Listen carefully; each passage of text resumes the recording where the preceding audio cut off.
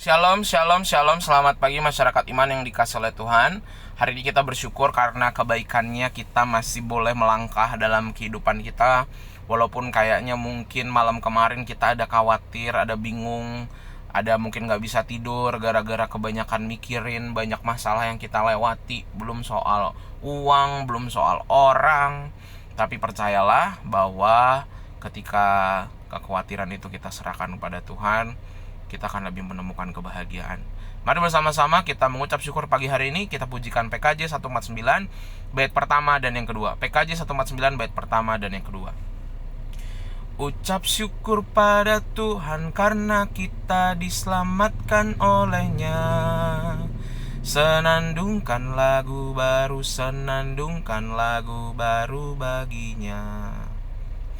Nyanyikanlah dengan riang karena kasih setia Tuhan, nyanyilah. Senandungkan lagu baru, senandungkan lagu baru baginya. Mari kita berdoa. Tuhan, kami bersyukur karena Tuhan setia. Walaupun kami setia bukan kepada Tuhan, setia pada kekhawatiran kami, setia pada kegalauan kami, setia pada pikiran-pikiran jahat kami. Dan hari ini kami mau pelan-pelan meninggalkan itu lagi dan lagi. Kami ingin hidup dengan pikiran yang lebih tenang dan mampu menjalani hari ini. Kami serahkan ya Tuhan pembacaan firman-Mu. Hanya dalam nama-Mu kami berdoa dan bersyukur. Amin. Bapak Ibu Saudara, bersama-sama kita akan membaca firman Tuhan dari Rut 4 ayat 18 sampai 22. Rut 4 ayat 18 sampai 22. Rut 4 ayat 18 sampai 22 akan menjadi bacaan kita pada pagi hari ini. Dengarkanlah sabda Tuhan. Inilah keturunan Peres. Peres memperanakan Hezron. Hezron memperanakan Ram. Ram memperanakan Abinadab. Abinadab memperanakan Nahasan. Nahason memperanakan Salmon. Salmon memperanakan Boas. Boas memperanakan Obed. Obed memperanakan Isai. Dan Isai memperanakan Daud.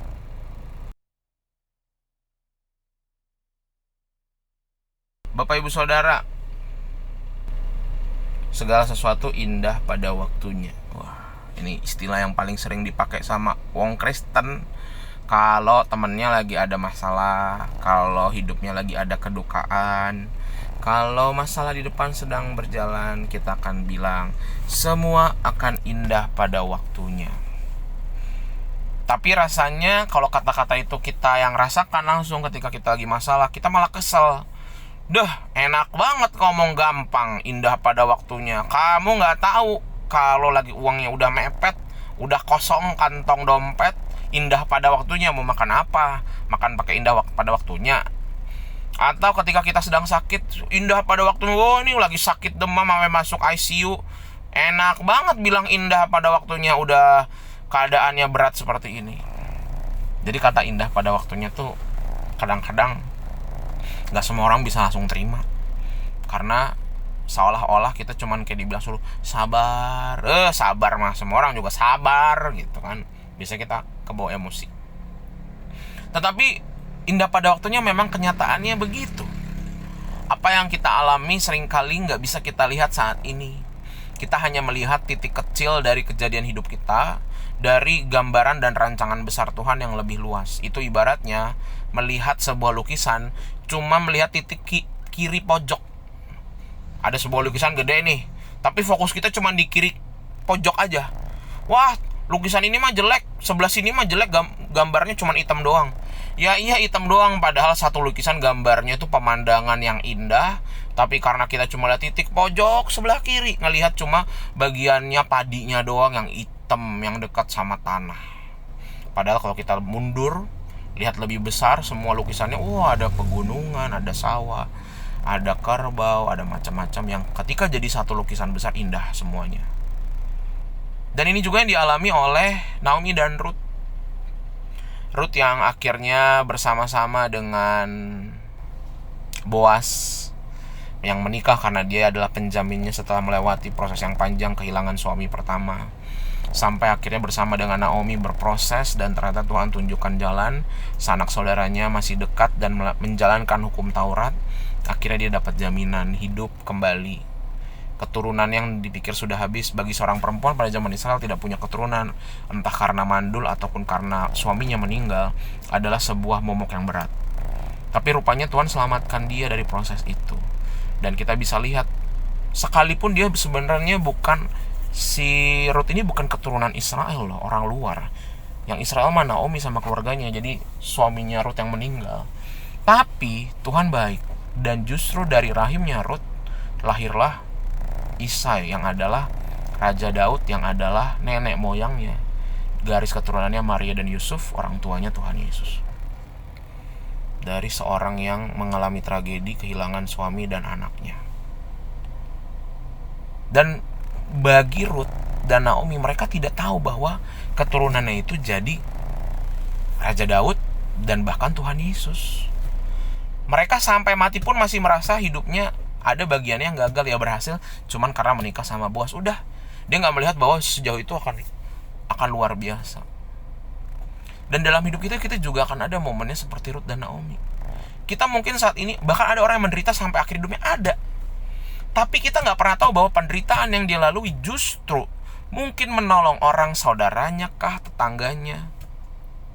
Yang paling saya salut adalah almarhum Ibu Yeye.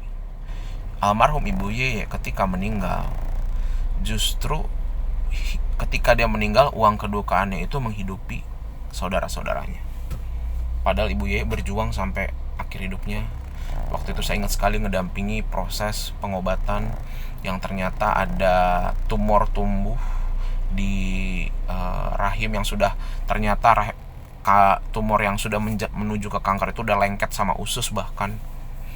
Dan itu juga pengaruh ke tulang belakangnya sampai dia juga bongkok. Menderita dia sampai akhir hidup.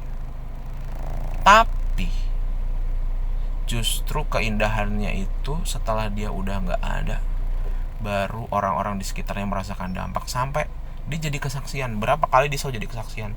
Saya selalu menyaksikan hidup Ibu Yeye ini ke banyak orang, dan menunjukkan kalau kita masih gak bersyukur, kalau masih bilang aduh hidupku ini musibah aja isinya. Ada jemaat saya yang berjuang luar biasa, tumor dan menuju kanker, hidupnya susah, hidupnya sederhana banget, rumahnya sederhana banget, tapi masih bisa senyum, masih bisa bawain saya tahu goreng. Padahal seharusnya saya yang bantu dia, tapi malah dia yang menunjukkan syukurnya kepada Tuhan dengan mengasihi sesama. Semoga kita menjadi orang-orang seperti Ruth, Naomi, dan almarhum Bu Yeye ya. Orang-orang yang bisa lebih lihat lebih banyak. Kalau kita masih mengatakan bahwa hidup kita isi tragedi dan musibah, malu kita. Banyak orang-orang yang bahkan sampai akhir hidupnya tragedi, tapi tidak mengeluh. Tidak mengeluh. Kita yang belum tahu akhir hidup kita seperti apa, sudah sibuk mengeluh. Semoga kita habis ini ke depan jadi orang-orang yang bersyukur. Amin. Mari kita berdoa. Tuhan, terima kasih melalui firman-Mu hari ini kami belajar dari Ruth, Naomi di kitab ini yang cuma 4 pasal, tapi kami belajar banyak, bahkan dari kesaksian almarhum Ibu Yeye. Tuhan, ajarkan kami menjadi orang-orang yang lebih banyak sabar menunggu, bersyukur karena kejadian hidup kami hari ini, bahkan nanti ketika kami udah gak ada. Tuhan, mungkin justru kami jadi berkat bagi orang lain justru ketika kami udah gak ada. Mampukan kami untuk lebih banyak melihat sisi positif dari hidup yang mungkin akhir-akhir ini kami sedang tidak bisa lihat. Tapi kami percaya bahwa mampukan kami melangkah dengan ketenangan dan rasa syukur. Kami serahkan dalam nama-Mu kami berdoa. Amin. Selamat pagi. Tuhan Yesus memberkati. Tetap bersemangat.